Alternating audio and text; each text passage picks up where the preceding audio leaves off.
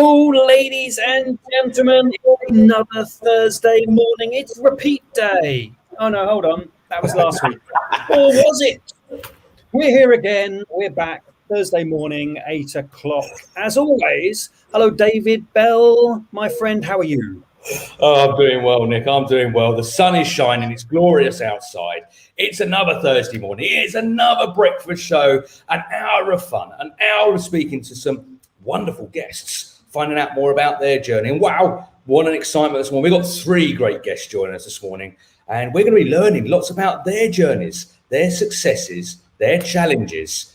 And I think, when we are thinking about creating a business, it doesn't matter where you are in life. If you're a young budding entrepreneur, fresh out of school, as I was when I left school, I started my first business, or you could be much, later on in life. There's no good time or bad time to start a business. The best time is now. So that's what we're going to be finding out more about with our guests on the show this morning. Their ideas, what they're doing, and how they're changing the world. Yeah, so much to learn, mate. So much to ask. As always, it's such a privilege and an honour to get people on the show who are happy to share all their knowledge and experience, and for you and I, mate, to tap into it, suck out all the good stuff, and then share that with our lovely audience. It's going to be great. Absolutely, we're going to have some fun this morning. Absolutely. So Nick, before we kind of get our guests on the show, what was you up to at the weekend? Because I know this weekend you did lots of repeating, actually. Last week was repeat day, as you just kind of started the show off. But on Saturday, you repeated the same thing for 12 hours. And it wasn't even a repeat day. What did you get up to? Come on, share, let the world know what Nick did this weekend. So if you've been following my escapades, I've mentioned it a couple of times. So last Saturday, indeed, was the big Suffolk Backyard Ultra race, which it's a beautiful but odd format. It's a loop of 4.16 miles, which you have to complete every hour on the hour. So at midday Saturday, off we went to trot round our 4.16 miles in an hour. And if you're a runner, that's no great shakes. However, come 1 o'clock, off you go again. 2 o'clock, off you go again. 3 o'clock, off you go again. And for as long as you can, until there's only one person left. Okay, so I managed to get some photos, Nick. Thought we'd want to share with the world how things look. Now, this is you at the start, looking fresh, very vibrant, and ready and roaring to go. Look at that. Lovely day, mate, in Suffolk. You've got a smile on your face, and wow, don't you look, I'm up for this. Let's do it. And of course, it didn't quite stay a little bit like that. Things did change, and let's get to the crux. This is what it looked like at the end. So this is me at midnight. I'd completed what I set out to do, which was 12 loops running from midday to midnight, which equates to 50 miles of running. And this is me, oddly enough, smiling at midnight. Well, we've got a close-up of the smile, Nick. Here's the smile. Yeah. That's a smile of pain, isn't it? Look at it. Look at the state of that bloke. You think, how much further can he run? Not much further, that's for sure. And then finally, let's put the lap times up. Now, I'm not a runner, and if I got anywhere close to this, I'm going to be super impressed. But here's some of the lap times. Now, this is all about consistency. I'm not leaving them there for too long, but you can see on the right-hand side is the distance. Each time, 4 miles, or 4.16 miles is being added on up to your 50 miles, which was your target as well. You said you wanted to run from midday to midnight, which you achieved. But the consistency, it's almost like you had a stopwatch on your arm. That is just pretty much spot on amazing. It gives you 10 minutes to change your shirt, refuel, go for a wee if you need one. But the 10 minutes goes like that. Whistle goes, back to the start, and away you go. Amazingly, my friend, there was 2 runners still going on Tuesday evening. Yeah. Right. They started Saturday midday, still going Tuesday evening. They both broke the world record of the amount of loops, and the winner eventually did 81 loops, 337 miles. And you see the state of my face after 50. Oh man. 337 miles. That is some marathon. That is, isn't it? That is, well, mind-boggling, blowing. I'll be honest, I'm not a runner. I reckon I'd struggle to do probably one circuit, let alone get into your target of 12 hours and, well, still running come Tuesday. That is some amazing feat, and well done to them. Actually, Donna Franklin has put, wowzers, well done, Nick. That's incredible. I have to agree, Nick. That is absolutely incredible. And I'm going to put a big shout out there to these other two that kept going. Wowzers. That's incredible as well. How did it feel, Nick? Obviously starting off, but how did it feel? You probably started off, you were buzzing. What did it feel like afterwards? What about the morning after? So yeah, not bad. You know, it felt good. I felt pretty decent until probably loop 11. And then it started, I was thinking, well, I'm getting close to my target. And I guess there's a blend of physical and psychological. That whole race is very psychological. And as soon as I knew I was approaching my kind of end goal, you could feel the kind of the aches and the pains. Didn't really feel them until kind of loop 11.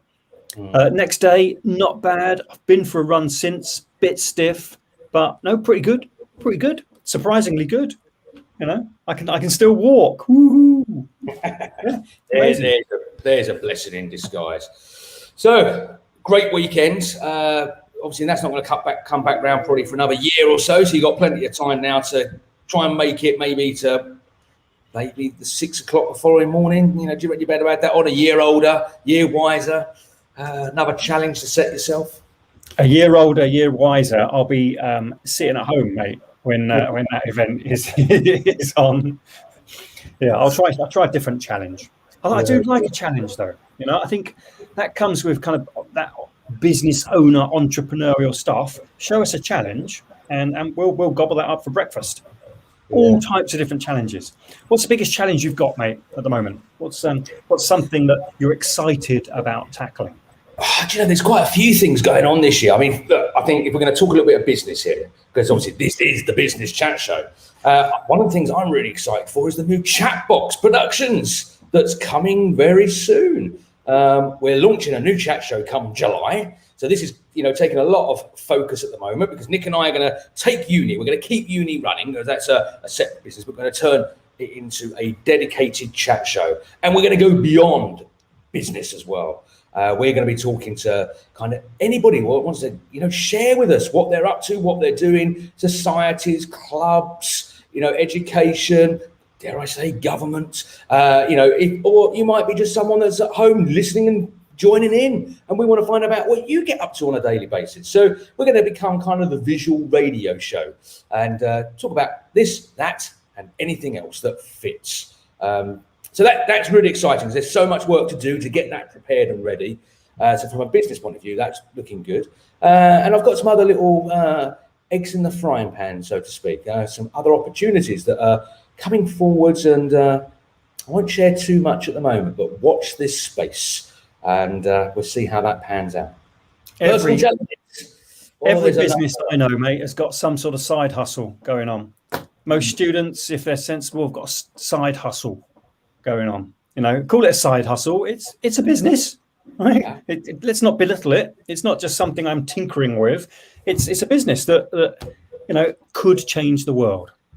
Yeah, absolutely. We're going to be talking about businesses that come from universities and how they manage to pitch their idea and take their idea to the next level. And that's coming up in the next couple of minutes. But before we do, Nick, you've got your new calendar, which tells us what's happening every day of the year. And it has some quite weird and wonderful and strange things that appear on it.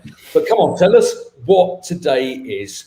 What world is it in Nick's diary today? One of the highlights of the show, surely. Yeah. Well, today, oddly enough, it's National Ballpoint Pen Day. All right, this beautiful bit of genius design that used to be back in when it was first invented. Used to be a real luxury, only available to the rich. Now, almost anybody can afford a ballpoint pen. Yep, 1943, the Biro brothers, Laszlo and Grigori, Clearly not pronounced that right. Secured the patent for the good old biro pen. It's oddly enough, Love Your Burial Ground week this week. Okay, well, that A could mix be. of heritage and community, and helping those lovely churchyards that often you find overgrown. It's also Farm Workers' Day. If you're watching this, farm workers, get out there and do some Is work. it not meant to be for them a day off? You're missing good daylight if you're watching this show. And iced tea day if you fancy a little bit of iced tea. Yeah, that sounds more like it. Other things that are in the news as well, which lots of you are pretty super excited for. Of course, it's the Euros coming up. And how many of you have booked your place down your local bar, pub, to go and sit there and probably watch some of the games kicking off with your nice cold pints? Timing's everything, and it seems that we're going to be allowed to do that unless all of a sudden something overnight happens. How many of you have got your sweepstakes in place? What teams have you pulled out of the hat? Do you have some good teams that have got an opportunity maybe to win? Or have you got the underdog that could be a winner, but it's very unlikely? And your £5-10, you may as well popped it down the drain. But it's all about participation, isn't it? It's always a moment, right? When you're doing a sweepstake like that and you open the envelope and you don't even know where this country is on the map. You think, what? Is that really a place? Where were they? But of course, England, Scotland in the same group this time around, my friend. Next Father's Day, next Sunday the 20th, England, Scotland. Come on, the home nations. Wow. That's a day for the dads if they want to. Mums as well, because I appreciate, both sexes like football. Please don't write into the show and say I'm being sexist, but it's Dad's Father's Day. Do they get to put their feet up in front of the telly with a nice cold beer? Possibly. Depends on, obviously, the culture in your household, whether you're allowed to do so or not. But anyway, Nick, last thing, easing of lockdown going to be announced tomorrow. Will that 21st of June deadline take place or not? Or are we going to see that pushed a week or two further down the road? Will that can get kicked another week or two? We will find out tomorrow. I'm sure everybody's sitting there like this with their fingers crossed saying, please, come on, let us out. Let us get back to normality. Let the world re-jump itself and revive. And for businesses, small businesses, that's super important, because I think we've all had enough now. It was a novelty at first, if you can call it that. But I think we've all had enough now of being stuck at home and being told what to do. We want to get out and start rekindling our relationships and meeting up for, like we did, Nick, for a coffee or a cold beer, or enjoying the lifestyle of the Euros coming up and stuff like that. So let's keep those fingers firmly crossed. Nick, we're going to take an ad break. And when we come back, we're going to get our first guest on the show this morning. We're back right after this.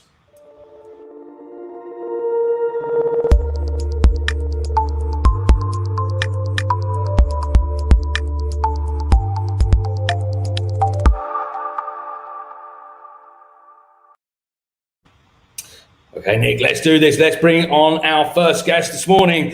Please give a big, warm welcome to Jack Sullivan. Good morning, Jack, and welcome. Let's get you in the centre stage. You're more important than Nick and I, and much more handsome as well. I wouldn't say that, mate. So welcome, Jack. Welcome to the show.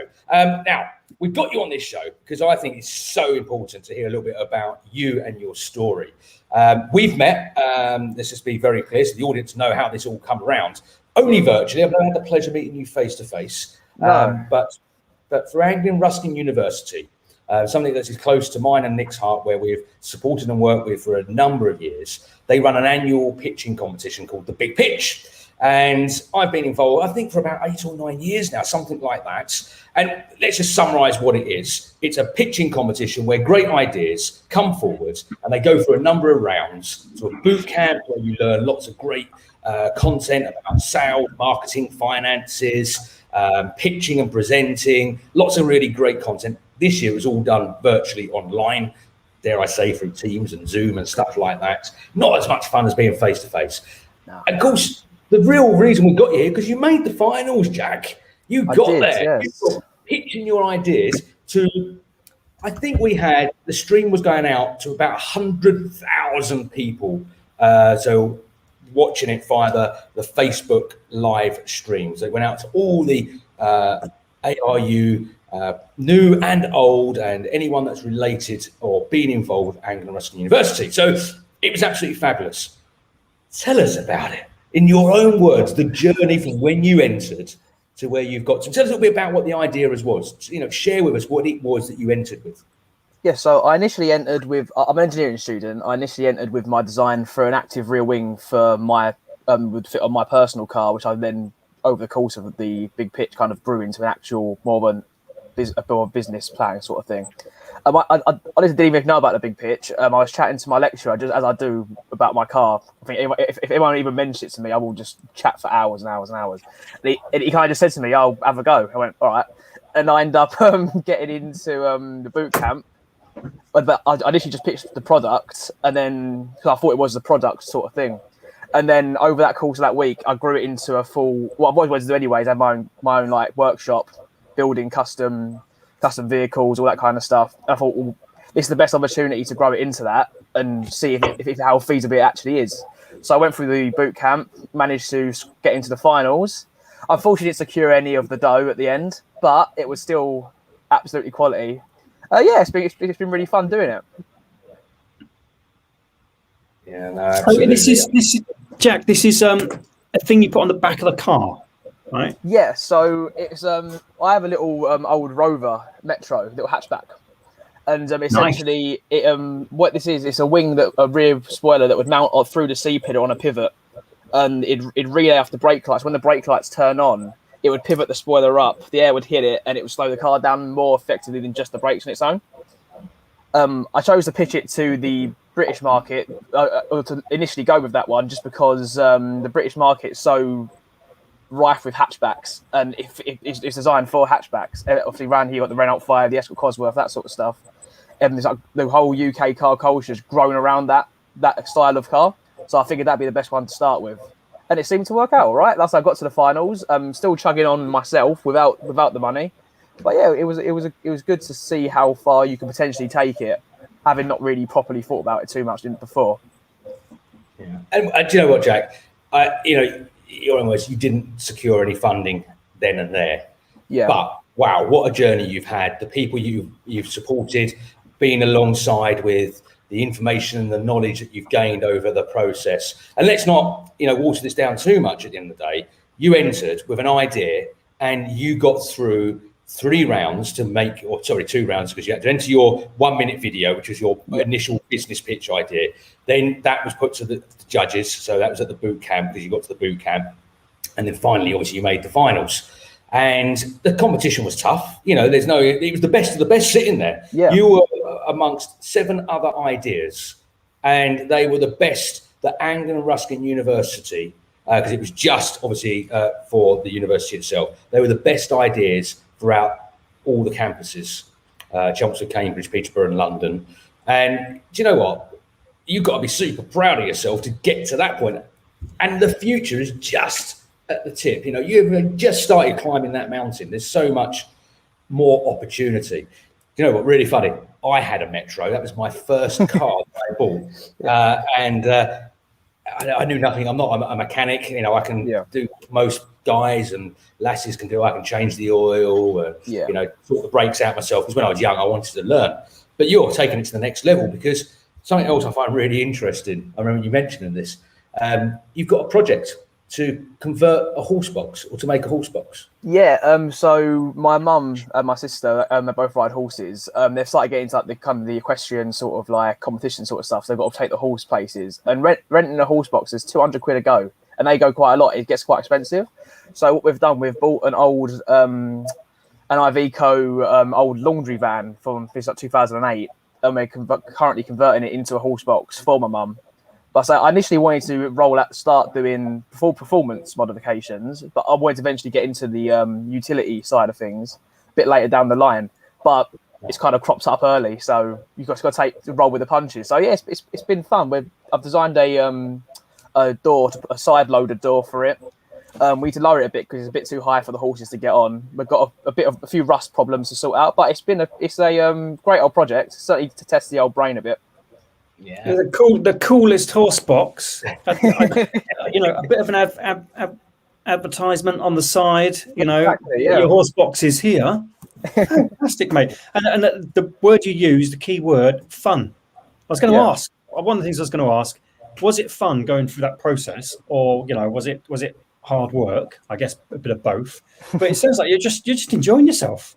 Well, yeah, it's weird because I initially was studying accounts and was being an accountant. I just thought I ended up being super bored of it, and I've always loved the cars. I thought, just why am I not involved with this sort of thing? So I got myself involved with it. An old family friend restores old Jaguars and BMWs, so I've been going to his garage. He's got a massive workshop, so I'm also using to work out with my own stuff. It's just been an absolute blast. Actually, finally being involved with something I'm actually passionate about. And it means hopefully I can make it my full-time job, and going to work wouldn't be going to work anymore. It'd be fun. It's always a laugh working on it, and being creative for a living is like my dream. So I'd love to be able to say design all different aspects of cars, do some body work, that kind of stuff. It's just I like being creative, you know. Yeah, absolutely. Jack, you know what? It's been wonderful having you on here and just talking a little bit about your journey. I wish you, and I know Nick will be nodding at this, we wish you all the best with the future. And I'd love to find out how that journey develops over the next 6 to 12 months. And we'll get you back onto the new Chatbox Productions in the future, and we can find out more. Yeah, where you've come from and where you've got to. So if anyone's watching this, by the way, and wants a bloody good engineer, this is the man you need to be talking to. If you want to find out more about him, get in touch with us. And I'm sure, Jack, you won't mind me passing your contact details. Yeah, of course, yeah, totally. Express an interest. If they've got a conversion they want, a rear brake for their hatchback car, then we will get you connected, Jack. Get on my case, yeah. Yeah, we'll make sure that you are building something unique for them. Jack, thank you very much. We will catch you soon. We're going to pop you back in the green room to sit there and enjoy the rest of the show. Well, Nick, great. Let's not stop there. But in summary, what a guy. Cool, mate. Really cool. Following his passion, doing what he loves, you know, following those dreams. I tell you what, Jack, we'd like some pictures of the horse box, my friend. I'm sure our viewers would say, what does that look like? I want to see this funky door. I want to see these horses. If horses smile, it'd be lovely to see them big grin in their lovely new converted horse box. Yeah, it'd be great to see what that looks like. Yeah, Jack, email me one now if you can, and we'll put it up on the big screen for everyone to see. Brilliant. Let's get our next guest on. It fits absolutely perfect because we've got another contestant from the big pitch, someone that, well, has a story just like Jack to tell. So let's welcome big warm and welcome to Nigel Bennett. Good morning, Nigel. Looking very dapper there, sir. You know, all dressed up. You know, look, you are looking the man. Thank you very much. I like to make the effort every now and then. So, Nigel, like Jack, you entered the big pitch and you went through the process, that 1 minute video, followed by the boot camp, and then went on into the finals just a week ago, actually. A week ago today it was. Right. And you pitched your idea to the Dragons that they were breathing hot fire that evening, and they loved what you did. And I think all the ideas were superb. Tell us about the process from your point of view, from when you entered right the way through to being at that finals. How did it feel? You know, what did that journey kind of really do for you? Sure. Well, as you can see, I'm not in the first flush of youth. And I've just finished a 3-year music degree at Anglia, Ruskin University. And part of the final year was to develop a product or skill or something that I could use to create an income, to generate an income. We were all tasked with this. And after discussion with my professor, I decided to try and establish a sheet music publishing business. I've been playing the trumpet since I was 11, since I was a boy. And although I never pursued it as a professional career, I've always played music. And when the fabulous personal computer came along and music programs came out, I was able to start arranging music and composing my own music, and so I've been doing that for some years. And also, as I've got a bit older, I've started doing a lot more conducting and directing of various groups, and I found that I had a passion for big band jazz. I love big band swing, jazz, big band Latin, anything. I just really love it. But the music groups that I was conducting, which were concert bands and brass bands, like everyone knows what a brass band is, but a concert band is the civilian name for a military band. You know, it's got, as well as all the brass, it's got flutes and clarinets and things. It's like everything in an orchestra except the strings. But although I love the big band stuff, I couldn't really find arrangements that worked for these two groups, brass bands and wind bands. So I started doing my own arrangements, and I found that audiences were coming up to me afterwards and saying, we really enjoyed that, we really enjoyed the swing number or whatever. And also, as time was moving on and I was getting better at it, I was starting to sell one or two arrangements a little bit, shall we say, on the quiet for copyright reasons. And so when I joined the university and this idea came up, I thought, well, why not go for this? So starting in September, I started work on this project. And at the same time, Anglia Ruskin University were running something called Be Your Own Boss, which was a series of 1 hour, 1.5 hour seminars on a Wednesday evening. And it absolutely slotted in perfectly with what I was doing. So as well as doing my research for my project, for my degree, I was getting all this extra fantastic information on the Be Your Own Boss seminars, and all for free, but really quality information that was making me think about what I was doing and all the things that I needed to consider.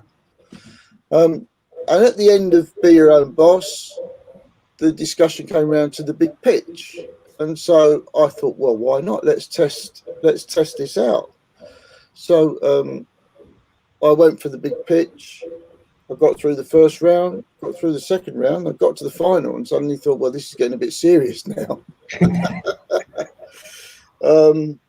So at the big pitch process itself was a bit weird because it was all virtual.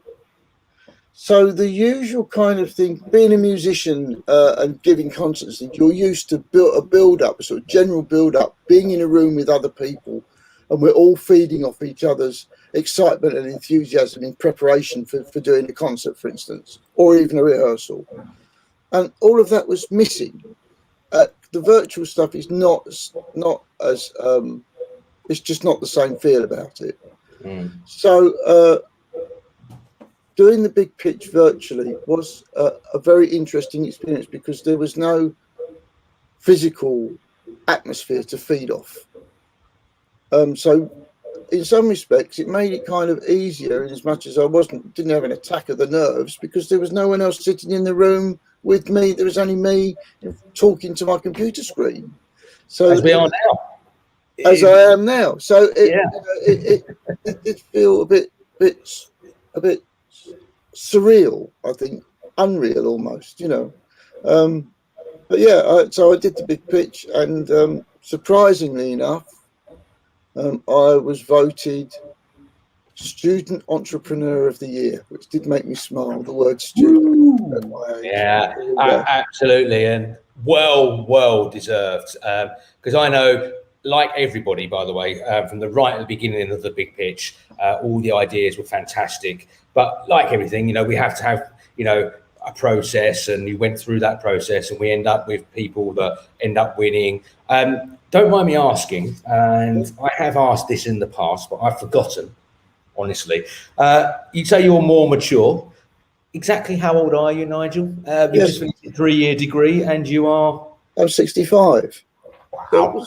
So basically, I screwed up my A-levels when I was 18 and got one, which was, you'll be surprised to hear, was music. All the others got completely cocked up. So I kind of thought, well, I'll take a year off and think about what I'm going to do.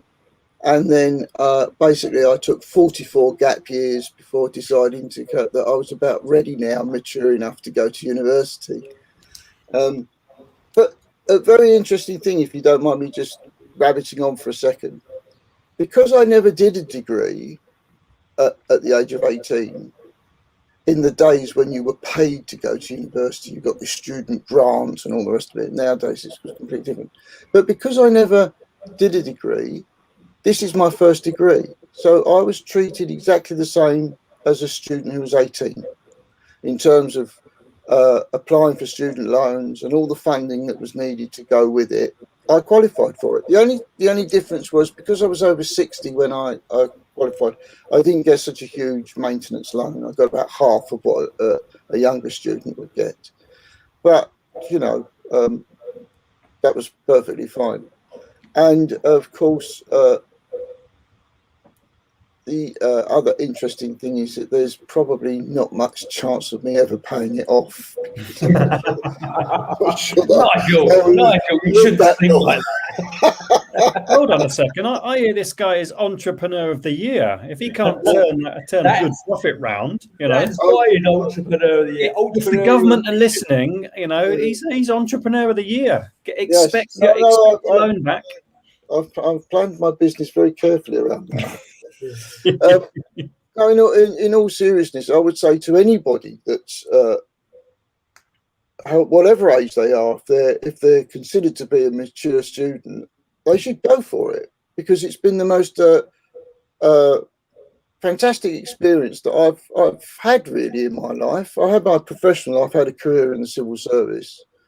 Then I started to do this, and the opportunities that have been afforded to me by Anglia, Ruskin University have been fantastic. For instance, in August 2019, I went to the United States for the first time in my life, but not just like for a week's holiday or 2 weeks holiday. No, I went and lived out there until December of that year and studied at a university in South Carolina.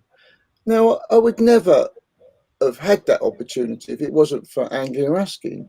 So I would say to anybody, particularly people that are of a mature aspect, if they've not done a degree, they should do it, because it's great fun and it's nothing like how I remembered school being, that's for certain. And you meet some really excellent people, and mixing with younger people is always good for the soul, and kept me on my toes anyway. And so I would just recommend anybody that thinks they've got a passion about subject, haven't got a degree, go and study at university, because you'll have the best time of your life. Yeah, absolutely. And there's a message, I'm going to put it there because it's really good. Inspirational stuff, Nigel. Good on you. Age should never be a blocker. Again, like the last guest, passion wins through. And, you know, absolutely, I couldn't agree. If you don't know, Nigel, you don't know who this is. Donna Franklin. She used to be, for a long period of time, at Anglia Ruskin University and supporting students on their entrepreneurial journey. She's actually now at Writtle University, just across the way from ARU in Chelmsford. And guess what? She's on the show with us next week, actually. We're going to have Donna on here talking from a Writtle perspective, and no doubt we'll be talking about ARU as well. She spent a long time there. So we're looking forward to having Donna here next week. Nigel, a few final words from you. Your business is now live, it's up, it's running. How can people get out? You know, if they're interested in music or finding out more, how can they get in touch with you? Website, email address? Yes. What's the website is www.upstateorchestrations, which is all one word. As you can see, upstateorchestrations.co.uk. You can get in touch there. Full details are on the website there.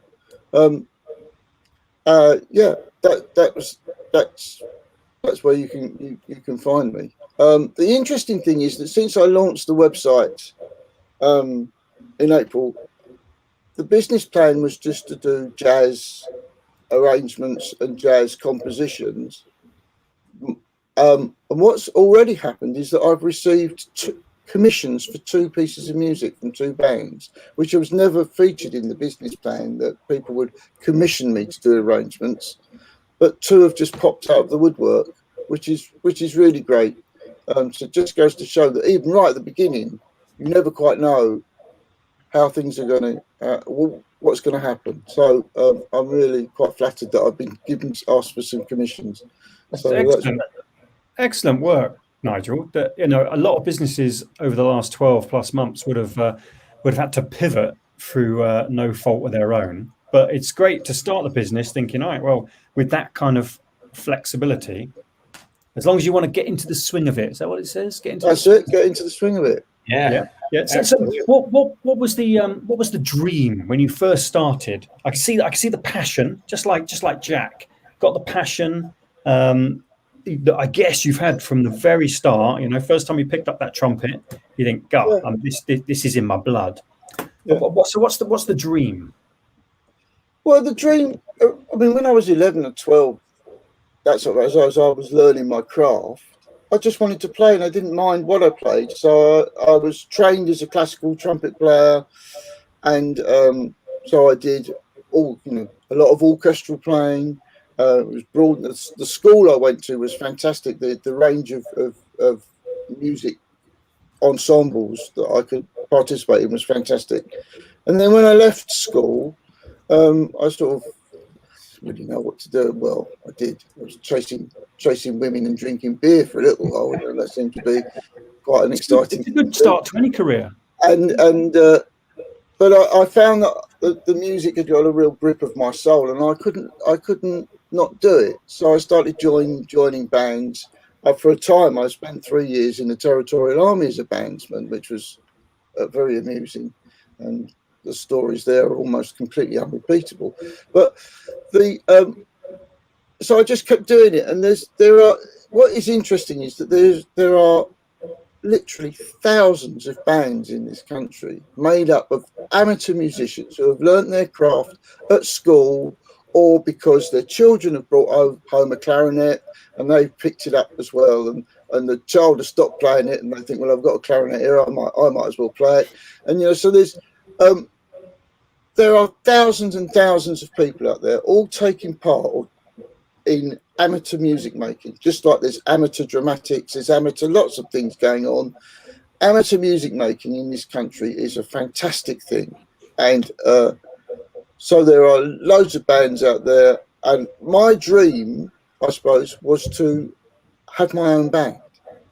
And eventually I pulled together my own band, which I started in 2007, which is called Four Villages Orchestra, which is kind of like a big band plus. It's got all the elements of big band, plus extra instruments, clarinets, oboes, flutes, bassoon, bass clarinet. These are all extra instruments. So it's kind of like a concert band, but we play a lot of big band music.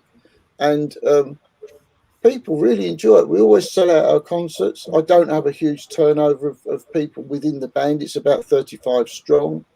And I've had a consistent core for all that time, a core of people.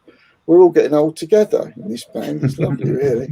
And age is just a number, Nigel. Age is just a number. Yeah, it is just a number. But until bits start falling off. But that's another story. I just need to do a quick shout. You made a really important point there that so many live musicians, live bands, music in the country is phenomenal. Just want a quick shout out. If you're in a band, I appreciate the last 14 months has been a nightmare because there's been no blooming venues to go and play at. Let's fingers crossed. Let's hope the venues start to open and we can get that. As you said, Nigel, when you were doing your pitch virtually, the atmosphere really difficult. Speaking virtually really difficult. Any of this virtual stuff, us humans who thrive off the atmosphere, find it very, very difficult. So let's all hope that things open up in a safe way, and all of those bands can get back, and everybody appreciate you.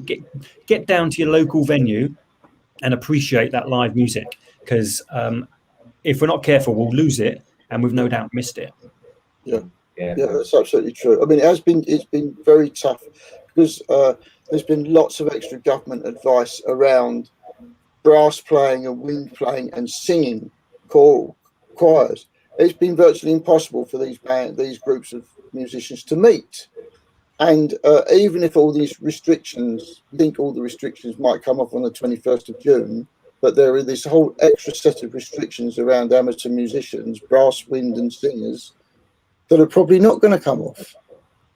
And so really, my band, we haven't met since March of last year.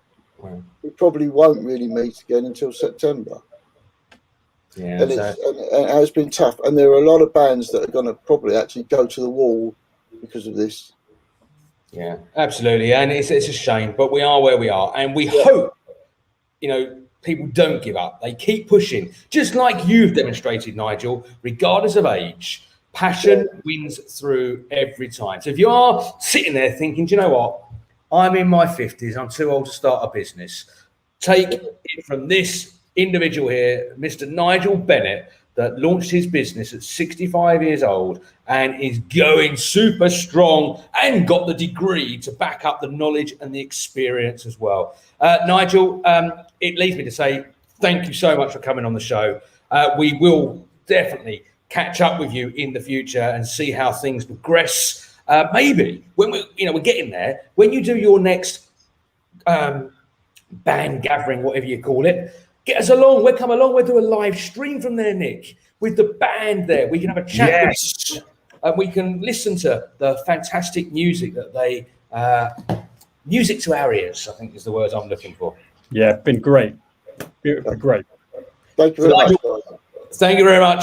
Sit back in the green room, enjoy the rest of the show, and we are going to move on. Bye-bye, Nigel. All right, goodbye. Brilliant. Wow. And it's a great, excuse the pun, but it's well intended. It's great that we've got people on the show who can blow their own trumpet. Hey! You're getting good at this. I wrote that down a little while ago. I thought I best squeeze that in. Brilliant. Brilliant. Let's take a really quick ad break, and when we come back, we're going to talk a little bit more about business, and I'm going to talk about what appeared on the Facebook feed, the live stream when Nigel was talking. Oh, you don't want to miss this. Back in a moment.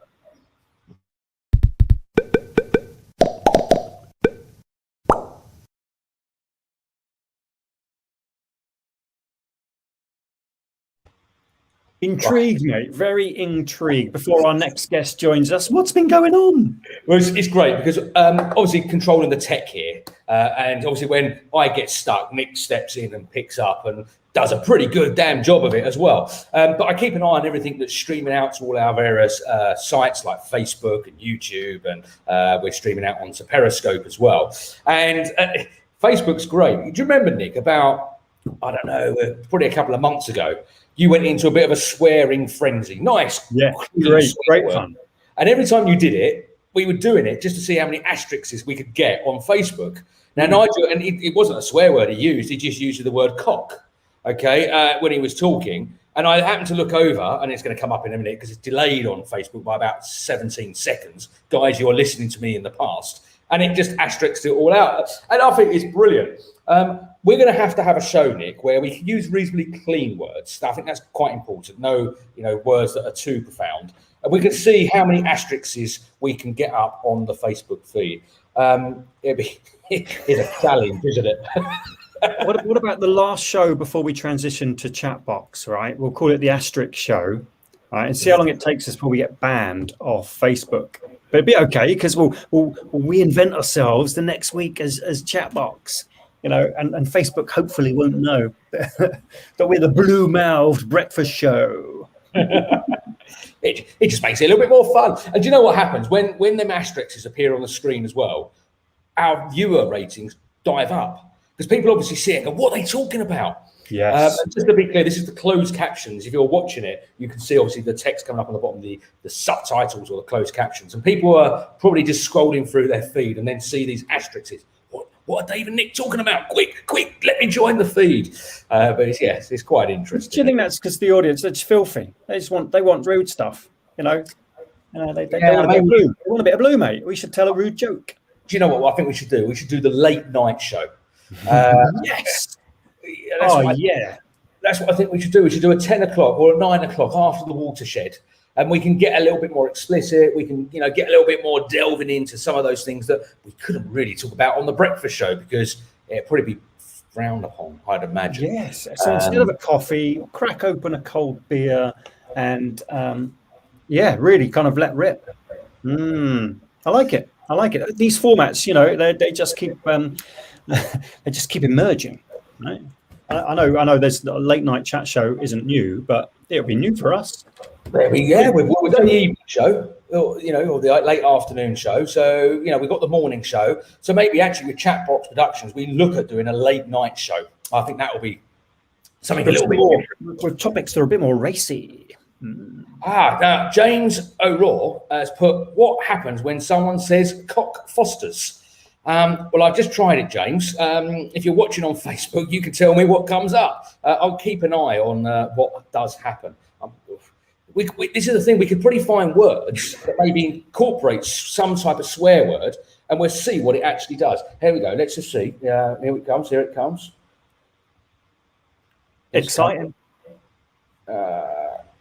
No, I think that went through. I didn't see it. I might have to scan back in that and see what come up. Thank you, James. He knows his way around Facebook, that fella.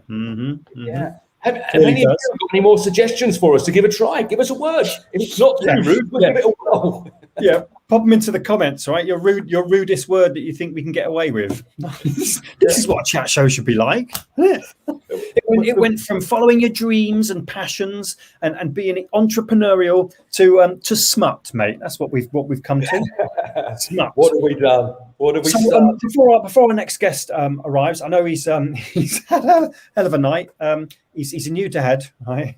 And anyone who's ever been a new dad or a new mum knows that that's far from easy. It's a whirlwind and a roller coaster of stuff going on. But I'm absolutely thrilled to have my good friend, Mr. Neil Gibb, on the show. Once again, lots to learn, lots to ask. The guy knows more than anyone should really know about a business and the future. So let's get him on. Prepare yourself, Mr. Gibb. Everybody, comes. Please welcome Mr. Neil Gibb. Good morning. Welcome, Neil. Have you just woken up? You look at, Neil, Nick was just saying you've got a young one. Has that kept you under the covers? This is a man, you need to talk to about the future. He can't even wake up. No, I've recently had a son, and he kept us up last night. Yes, so here I am. Anyway, so hopefully I'll be able to kind of string my sentences together. So, well done for making it, mate. I remember those days, and nothing like it. No one prepared. You can't prepare for that stuff at all. It's you can run businesses and you can work through the night, but it's a different kind of sleep deprivation. So, Neil, give us a glimpse, a brief tour of who on earth you are and what took you to the magic that is the participation revolution. What's your journey been like, my friend? Okay, well, I'll give you a very short version because I'm an old father, so I've been around on the planet for a little while now. But when I was a kid, I was always enamored with the future, and by that I was particularly interested in, like kids do, sort of spacemen and things like that, particularly sort of science fiction. I was also quite a creative child, so I was interested about how I might bring those two things together. I ended up studying computer science when I went to university, but I was never really a coder. I was always interested about how systems and new technology could allow us to do new and wonderful things, and that set me off on a journey. I started my career as what's now called a data scientist in the NHS. And my first job was very interesting in that it was the 80s. So what I had to do was look into the data. At the time, HIV and AIDS had emerged, as a disease in the United Kingdom. Obviously, it was having quite a devastating impact. So it was to look back into historical data and to work out, who might have actually had HIV. And we didn't realize it, which is interesting now with coronavirus, because we'll probably end up doing the same thing. Everyone thinks that coronavirus started at a certain point, but actually we'll probably find it started a lot earlier. It just wasn't being recorded as such. So that got me interested in what is the truth, and anyway, so that set me off on a journey. For the next 15 years, And by the turn of the century, I was a director of a big tech company or a big tech design company called Sapient, and we built a lot of the early internet systems. So that was the first part of my career. Then the dot-com crash happened, and I, by accident, really moved into a different kind of work. So rather than sort of implementing technology, I started helping companies transform themselves, because an awful lot of companies at that point were suddenly in big trouble. So I started to apply those skills to how do you pivot, how do you flip, how do you regenerate a company, and really to some extent that's what I've been doing ever since. That took me off to work I'd always worked in Europe and the UK and a bit in America up until that point. I moved out to Australia and then to Asia, and I was really interested in finding out what's happening out there. And I think in the West, we don't talk about that enough. I mean, it's fascinating how there's a very Western eye to media, like we're still the center of the universe, and we're not really. So that was great. And that took me to the book you pointed out. I got really interested in why a new kind, this was like over 10 years ago, why a new kind of company was able to emerge so rapidly and quickly, like Google had, and then YouTube, and then Facebook, and then Instagram, and then. And when the companies I were working with, if however great work we did, they could only grow at a certain pace, so what were they doing differently? And that led me to write the book, The Participation Revolution. Initially, I thought it was about the companies themselves that were different. Of course they are. But what I began to realize was actually the world was changing. So that book really was about, what is it, what do you need to, first of all, what's going on in terms of the change going on in the world? And then secondly, what do you need to do to thrive in that new landscape? And that came out 4 years ago. And then since then, I've been ducking and weaving a little bit in terms of where I apply that thinking. And now I run a small consultancy that helps companies, and I do some talking here and there and a bit of teaching and writing. And I'm now just about to release a sort of, a bit of a sequel to that book as well. So that's where I am. I'm very excited about the sequel, my friend. I'm a massive fan. Ladies and gents, this is The Participation Revolution. When I read it, mate, it was the sort of book I wish I'd written.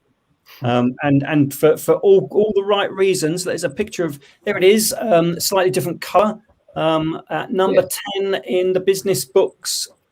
Quite rightly so. Changed my world, that book.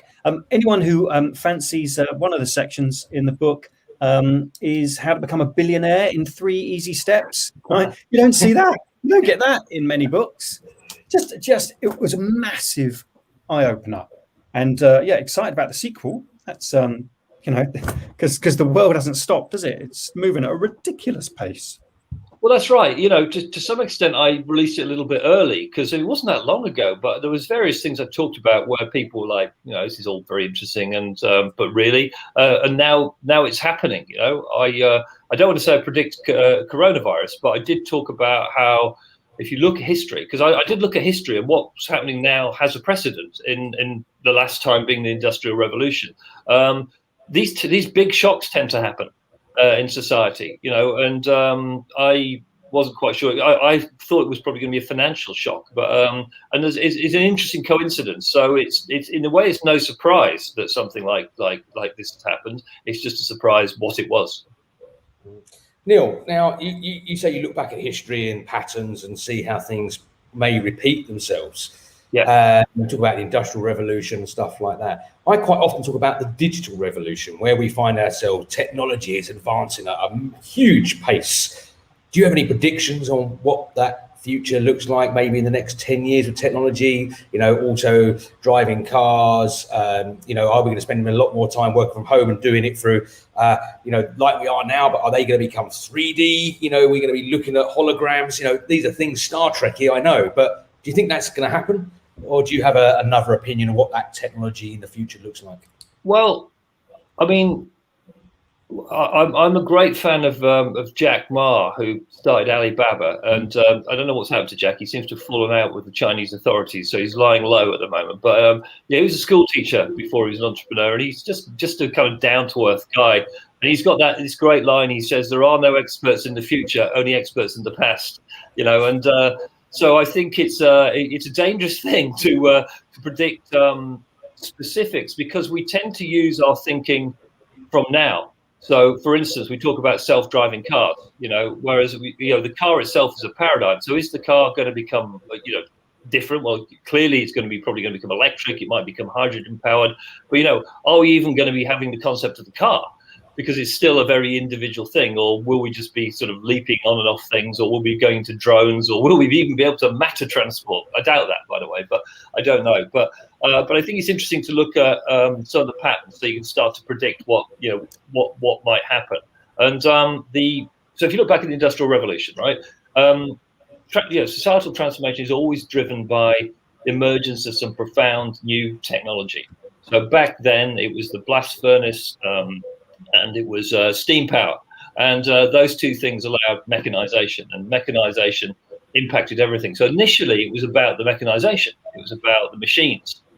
But then once the machines have been created, it's what you could do with them, which is more interesting. So it's difficult to believe, really. But up until then, there weren't newspapers, there weren't books, because it allowed the mass production of those things. And then once newspapers and books were created, then obviously that created schools and libraries and all sorts of things, So at the moment, the driving force is digital technology and particularly the internet, but it's what that's going to enable.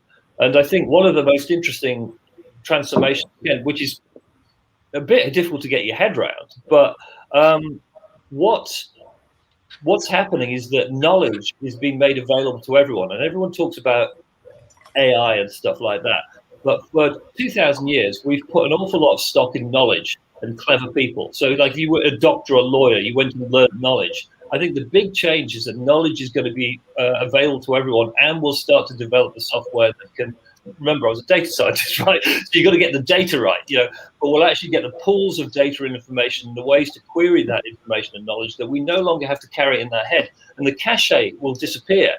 So the idea of knowledge being something that's useful, everyone will laugh at that. Why learn information? It'll be how you query that knowledge and what you do with it and how you apply it. So, say for a doctor, what's going to be interesting is a good doctor will no longer be an expert as in a knowledge expert in something. They'll be about patient care. So you'll go to the doctor and it'll be about empathy. It'll be about how they actually apply that knowledge, how they give that knowledge to you, what they do. So I think that's a big shift we're going to see. The skill sets are going to be a lot more about how you query information and how you deal with human beings. And like any transformational curve, things tend to get worse before they get better. And at the moment, as a society, we've lost the ability to interact with each other. And this is one of the reasons that me and Nick started to talk with each other. We can't have conversations. So quickly they become arguments. So we're very opinionated. We're very black and white in our thinking, So I think that the next era is how do we actually start to kind of, go back to be able to have complex conversations? How do we deal with complex situations? Because the challenge is very complex. And how do we solve those problems? There's so much sense in all of this. You can sit there and think, yeah, that all makes perfect sense. What we do about it, however, is I guess the real challenge. I know recently you talking about hiring weirdos, which I'm a massive fan of. I think if knowledge is readily available and a part of the art is to know where to find it and how to process it, ideally you need some sort of let's say a quirky thinker to apply that knowledge in innovative ways. And maybe the future, I hope so, because I'm a quirky guy, right? Maybe the future is for us quirky fellows and ladies. Well, yeah, and it's just word diversity, right? There's diversity and diversity. So the first diversity is something we're working on at the moment, which I think is very, very important, that we actually start to have a society that's fair for and equal and for everybody. So whatever so color, religion, ethnicity, sexual orientation, obviously gender, because 50-50 women, so that number's very easy to see what that should look like, but there's a different kind of diversity, which is diversity of thought, and quite often you'll go into companies where they've got all the numbers, you see all the right kind of numbers in terms of gender and color and things like that, but the people come from very similar backgrounds. They're quite often middle class, they're educated, they've been brought up in the same country, so you get the same kind of thinking. You see that in Silicon Valley a lot, so even though people might have come from Asia. They might be from different countries. They might be men, women, whatever. They've gone through MIT. They've gone through certain universities. They've got a certain way of thinking. Now, the thing about technology, to David's question, is a great thing about what's happening with technology is it's becoming accessible to everybody, and it's becoming very, very easy to use. The idea of needing to code for most people soon will disappear, because it'll be so easy to build things and make things. So that kind of becomes a level playing field. So the technology doesn't give you to be in the game. You need to be online. To be in the game, you need to do this. So the interesting thing is a world of abundance. So that's the thing I've really become interested in. It's the first time in history. This is the game changer. Everything is available to everybody. You go online, you can get anything. Once upon a time, you went into your town, you could only get what was available. Now it's all available. So everything available. What is going to be the differentiator? And that's where you need different thinking. It's kind of simple, really. It's no more rocket science, and it's not weirdos. It's people that think differently, but people who think differently are often seen as weirdos. Yeah. Sounds amazing. Neil, we'll have to get you back, mate, and talk more about the sequel. It's an amazing thought, something certainly for us and our viewers to ponder. But one thing that is pretty constant is time. And we're out of it. Viewers now go, no, ask Neil some more questions. So it's been lovely speaking to you, Neil. I massively appreciate you spending time with us. I know time is incredibly precious to you, my friend. Well, thank you for your patience and waiting for me. That was great. Not a problem at all. Thank you very much for joining us. And David, we need to wrap up this lovely show of ours. We do. We're there. I think we've definitely got to get Neil back. Some great conversation taking place there. Neil, what we'll do is we'll get you on the late show. Nick and I are talking about doing a late show because we can be a little bit more, a little bit more free, I think might be the words, Nick. Yes, and that might work really well with you, Neil, because then, hopefully your new son, congratulations, by the way, will be tucked up in bed and we can have some great conversation. Not quite sure when that's going to happen, but maybe, Nick, we'll talk about that. That could be as of July. The Late Show is coming to a streaming near you. Another great show, mate. So much learn, so much joy in the fact everyone is happy to share what they know. One thing I did want to share, our lovely guest a few weeks ago, Ben Morton, he talked about a podcast. It was my turn on his podcast. Just a privilege to be able to speak and talk about human-orientated communication to an audience of leaders. So check out the Ben Morton podcast. I'm on it. Why not? What's not to like? Excellent. Well, Nick, we have overrun, but it was worth it. It was worth making sure we, had that conversation, and we will continue it next week, as always, Thursday mornings from 8 a.m. until we tell you differently when we go to the Late Show. For me, David Bell. And me, Nick Luby. Catch you soon. Bye-bye.